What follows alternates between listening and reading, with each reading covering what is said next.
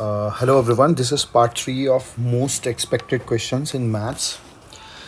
इसमें देखो हमें दो चैप्टर कवर अप करना है, application of trigonometry and circles. तो देखो एप्लीकेशन ऑफ ट्रिग्नोमेट्री में तो आई विल सजेस्ट कि आप स्टिक टू एनसीईआरटी रहिए, उसी से क्वेश्चन आएगा। बट अपार्ट फ्रॉम दैट हमने कुछ 10 क्वेश्चंस 9 से 10 क्वेश्चंस मार्क करके रखे हैं जो प्रोबेबल है आने के, सिमिलर उस तरह के। तो देखो हमेशा ध्यान रखना, अगर कोई भी ऐसा क्वेश्चन आएगा जिसमें सन्स ऑल्टीट्यूड दिया, सन्स ऑल्टीट्यूड का मतलब होता है एंगल ऑफ एलिवेशन, ठीक है। ब्रिज अक्रॉस, ये बहुत अच्छा क्वेश्चन है। अब ब्रिज अक्रॉस अ रिवर, तो आप मान लो कि रिवर जो फ्लो हो रही है, ठीक है, रिवर की ये दो बैंक्स है ना, रिवर ऐसे फ्लो कर रही है, ठीक। तो ये रिवर के दो बैंक्स हैं, तो इस दो रिवर पे अगर हम ब्रिज अक्रॉस बनाते हैं, हमें अक्रॉस बोला ना, अक्रॉस मतलब ऐसा बना है ब्रिज, ठीक है। ये ब्रिज 30 डिग्री बना रहा है रिवर बैंक के साथ, मतलब ये एंगल क्या बन रहा है 30 डिग्री। हमें पूछा इस ब्रिज की हाइट क्या है कल के दिन, ठीक है। हमें अगर पूछता लेंथ, हालांकि यहाँ पे लेंथ दिया हुआ है, तो लेंथ ये होता है ना, ये ब्रिज है हमारा, तो ये लेंथ कितना दिया हुआ है 60। तो आपसे हाइट पूछा, हाइट और 60 का क्या रिलेशन है, साइन 30 लगाइए और आंसर लिखे आइए। ये क्वेश्चन जो एनसीईआरटी का है, upper part of the tree broken वाला, ठीक है। मार्क करते चलो। 15th क्वेश्चन अगेन बहुत अच्छा है। क्या बोला है, एंगल ऑफ एलिवेशन 45 डिग्री जब रहता है तो शैडो की लेंथ 10 मीटर ज़्यादा पाई गई है compare to when it was 60 degree. तो देखो उसको कैसे बनाएंगे। ये हमारा ट्राइंगल है, आपको पता है ना, जैसे जैसे हम किसी भी ऑब्जेक्ट के पास जाएंगे एंगल ऑफ एलिवेशन क्या होता है, बढ़ता है। तो ऑब्वियस ही बात है, ये 45 होगा और पास आने की वजह से ये क्या होगा 60, और यही 10 मीटर बड़ा है, ये x है, ये h है। एक बार फिगर बन गया तब तो क्वेश्चन बड़ा सिंपल हो जाता है। और आगे मार्क करो ये वाला। ऐसे क्वेश्चंस में घबराना मत, अगर आएगा तो। क्या बोला है कि tan थीटा 5/12 है, 192 मीटर ट्रैवल करते हैं तो 3/4 हो जाता है। तो बड़ा सिंपल है, देखो कैसे बनाना है, ठीक है। ये tan थीटा है। अब ये मान लो h, ये मान लो x, ये मान लो y। हमें क्या बोला, हम 192 मीटर ट्रैवल करते हैं, मतलब ये वैल्यू 192 दी हुई है। तो अब देखो h/x क्या दिया हुआ है 3/4, और h अपॉन x प्लस 192 क्या दिया हुआ है 5/12। दोनों टाइम की वैल्यू तो दी हुई है, ये वाले टाइम की वैल्यू भी दी हुई है और ये वाले टाइम की वैल्यू भी दी हुई है, ठीक है। तो ऐसे करके सॉल्व करना है। ये इस क्वेश्चन पे ध्यान रखना, यहाँ प्लेन वर्टिकली अबव है, ठीक है। ये प्लेन वर्टिकली अबव है, ये हमने क्लास में डिस्कस किया था, इस बात को ध्यान रखेंगे आप। फिर ये वाला, इसमें अगर कल के दिन स्पीड किलोमीटर पर आवर में पूछ लिया तो आप अपने फाइनल आंसर को क्या करेंगे, 18/5 से मल्टीप्लाई करेंगे, ठीक है। फिर ये सारे क्वेश्चंस हमने क्लास में डिस्कस किए हुए हैं। आपको लास्ट मिनट खाली चेकआउट करना है कि आपने ये क्वेश्चन किए हैं प्रैक्टिस या नहीं, आपको आते हैं या नहीं, ठीक है। तो ये सारे प्रोबेबल क्वेश्चंस हैं जो एप्लीकेशन ऑफ ट्रिगो में पूछे जा सकते हैं, ठीक है। मैं वापस से रिपीट कर रहा हूँ, ये जो क्वेश्चंस मैंने मार्क किए ये तो करने ही हैं, बट एनसीईआरटी से ditto direct same to same questions भी आता है बोर्ड्स के एग्जाम में। अब बढ़ते हैं हम अगले चैप्टर की तरफ, विच इज़ सर्कल्स। सर्कल्स में गाइस मेरे पास, मैं आपको मार्क आउट कर देता हूँ एनसीईआरटी में क्या क्या इंपॉर्टेंट क्वेश्चंस बन सकते हैं। फर्स्ट मेरे तरफ से रहेगा ये थीटा वाला, एग्जाम्पल नंबर 2। बुक में थोड़ा आंसर अजीब तरीके से दिया, मैं इसको और सिंप्लीफाई कर देता हूँ। मान लेते हैं ये एंगल थीटा है, तो ये एंगल क्या होगा 90 minus theta. I think you know why, because ये कंप्लीट एंगल 90 होता है ना, रेडियस और पॉइंट ऑफ कॉन्टैक्ट के बीच का एंगल क्या होता है 90। तो ये भी क्या होगा 90 minus theta, why because T P and T Q R equal. तो एंगल्स हम लगाएंगे तो ये एंगल अपने आप 2 थीटा आ जाएगा। तो हो गया ना प्रूफ कि ये एंगल इसका क्या है डबल। तो बड़ा सिंपल मैनर में हमने इसको सॉल्व कर लिया। एनसीईआरटी में थोड़ा ट्विस्टेड एंड अजीब तरीके से आंसर लिखा हुआ है। एग्जाम्पल नंबर 3 बहुत इंपॉर्टेंट है, हमने क्लास में डिस्कस किया था, एक बार खाली ब्रीफ कर देता हूँ मैं। ये वैल्यू आएगी 3, ये आएगी 4, इसको हम मानेंगे x, इसको हम मानेंगे y। दो तरीका बताया था, सिमिलैरिटी और सॉल्विंग, जो आपको ठीक लगे। अगर आप सॉल्विंग करते तो एक एंगल यहाँ बनेगा 90, तो पाइथागोरस थ्योरम लगेगा x प्लस 3 का whole square is equal to y square plus 5 square. Let it be equation number 1। और इस ट्राइंगल में 90 डिग्री लगेगा, इसमें से इक्वेशन बनेगा y square is x square plus 4 square. तो वाई स्क्वायर की वैल्यू यहाँ पुट करना, क्वाड्रेटिक इक्वेशन बनेगा, सॉल्व करके एक्स की वैल्यू निकाल लेना, एंड देन सिमिलरली वाई आ जाएगा। अब एक्सरसाइज की कुछ इंपॉर्टेंट क्वेश्चंस जो मुझे आपको बताना है, जो आप प्लीज़ ध्यान रखेंगे before appearing for the boards. Question number 5 very important, ठीक है। क्वेश्चन नंबर 8, इस पे ध्यान रखना, एमसीक्यू भी बन जाता है। आपको बोल देगा ये पूरा साइड 7 है, ये बोल देगा 8 है, ये बोल देगा 3 है। तो आपको पता है ना ऑपोजिट साइड्स का सम इक्वल होता है। तो 7 + 3 10 है, तो 8 प्लस इधर क्या आएगा 2, मतलब ये पूरे साइड की वैल्यू क्या आ गई 2। तो ऐसा क्वेश्चन भी आ सकता है एमसीक्यू में। 9th again and 12th and 13th, very very important. ठीक है, 12th क्वेश्चन पे मुझे थोड़ा सा बताना है एक बार वापस से कि कैसे किया जाएगा या कैसा करते हैं। बहुत इंपॉर्टेंट क्वेश्चन है 12th वाला, देखना थोड़ा सा यहाँ ध्यान देना। इसमें देखो ये ट्राइंगल है, ठीक है, ऐसा कुछ बन रहा है। ये मैंने खुद से ज्वाइन किया है, ये क्वेश्चन में नहीं मेंशन्ड है। ठीक है, ये मेरा रेडियस है जो ऑलरेडी 4 दिया हुआ है।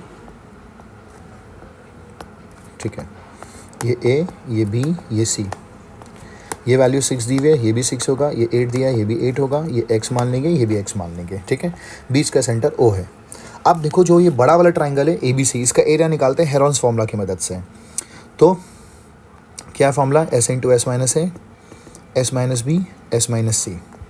ठीक है, अब जब एरिया निकालेंगे, ठीक है, तो क्या आएगा, जब आप हेरोन्स फॉर्मूला लगाएंगे, ध्यान रखना सेमी पेरीमीटर आएगा 14 + x।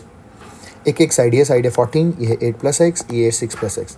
जब आप एरिया निकालोगे तो ये आएगा आपका 14 + x × 48, 14 + x × 48। ठीक है, ये हेरोन्स फॉर्मूला की मदद से आया। एक और दूसरा तरीका है इस ट्राइंगल के एरिया को निकालने का। हम क्या करेंगे, हम इस ट्राइंगल के 3 टुकड़े करेंगे। पहले इस ट्राइंगल का एरिया निकालेंगे। कैसे निकलेगा बॉस, बताना। हाफ बेस है 14 और हाइट क्या है 4। फिर इस ट्राइंगल का एरिया, तो इस बार बताना क्या होगा। हाफ बेस इस बार क्या है 8 + x और हाइट क्या है 4, और लास्ट में जो थर्ड रिमेनिंग पार्ट है उसका एरिया। तो इस बार क्या आएगा, हाफ बेस है 6 + x और हाइट क्या है 4।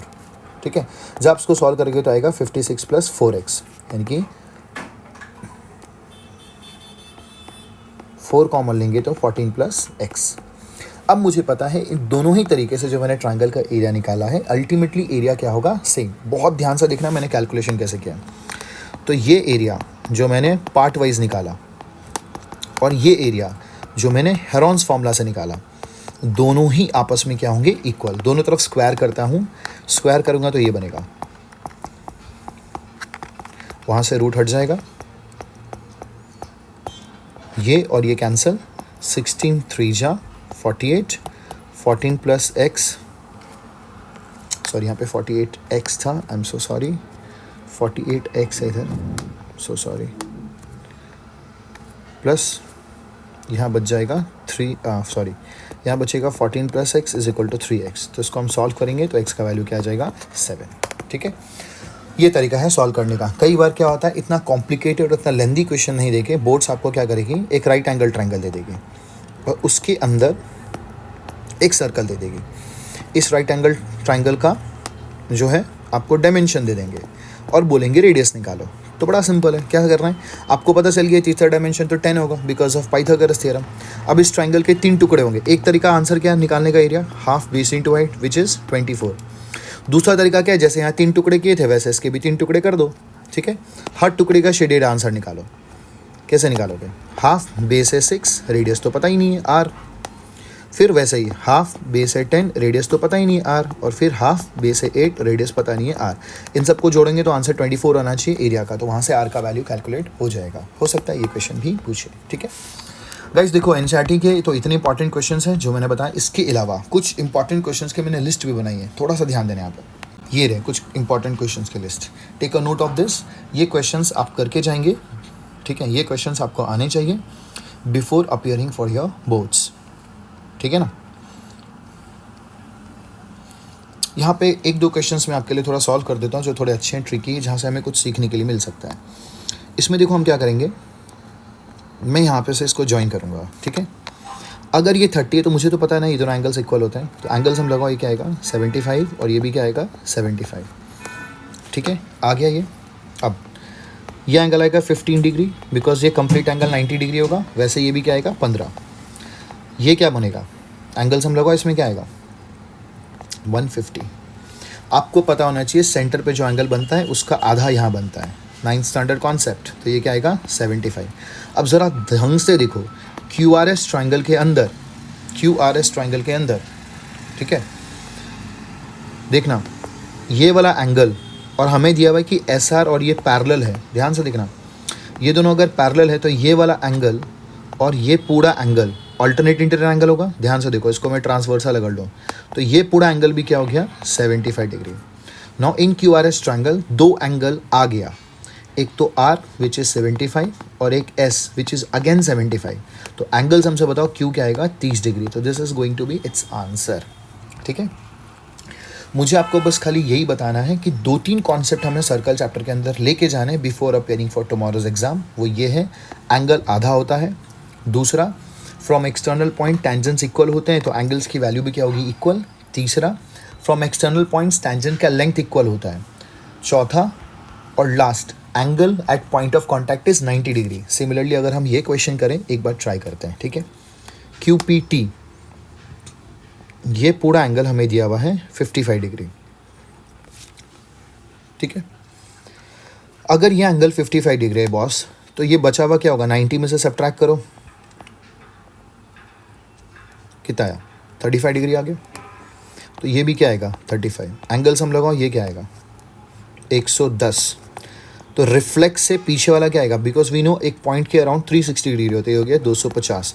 तो सेंटर पे अगर 250 है तो उसका आधा यहाँ पे कितना आएगा 125 डिग्री आएगा। ठीक है, तो यही सेम कॉन्सेप्ट जो भी मैंने आपको सिखाया वही लगेगा। यहाँ देखो, ये क्वेश्चन बहुत अच्छा है, इसमें ये कॉन्सेप्ट लगेगा, from external point tangents are equal. तो कॉन्सेप्ट लगाओ, थोड़ा सा दिमाग लगाओगे आ जाएगा, हमने क्लास में किया था। ठीक है, ये क्वेश्चन देखो कैसे करेंगे, 9th स्टैंडर्ड का कॉन्सेप्ट लगेगा। एक वैल्यू 6 दी है, एक 8 दिया है, ये क्या है 10 होगा, बिकॉज ये एंगल यहाँ जो बनेगा 90 डिग्री बनेगा। तो पाइथागोरस ट्रिपलेट्स है, ये आ गया 10। ठीक है, अब मुझे बताओ इस ट्राइंगल का एरिया, ये जो आपको दिख रहा है, इस ट्राइंगल का एरिया कैसे निकलेगा, हाफ, बेस 8 है और हाइट क्या है 6, तो आंसर क्या आएगा 24। एक और तरीका है इस ट्राइंगल का एरिया निकालने का, अगर मैं बेस को 10 लूँ और ये हाइट देखो ना, ये वाला हाइट लो, ये वाला हाइट जो मुझे नहीं पता, तो भी आंसर आना चाहिए 24। यहाँ से हाइट आएगा 4.8। अगर ये वाला एरिया 4.8 है तो नीचे भी क्या होगा 4.8, यानी कि टोटल लेंथ कितना हो गया 9.6। ठीक है, ये क्वेश्चन, ठीक है, सेम कॉन्सेप्ट से है, सेम पैटर्न से क्लास में डिस्कस किए थे, वही 2-4 कॉन्सेप्ट आपको ध्यान रखने हैं, उसी की इर्द गिर्द पूरा ये सारे क्वेश्चंस घूमते हैं। ठीक है, दैट्स ऑल फ्रॉम नाउ। यही एक्सपेक्टेड क्वेश्चंस हैं जो मैं उम्मीद कर रहा हूँ कि कल के एग्जाम में आएगा। Thank you so much.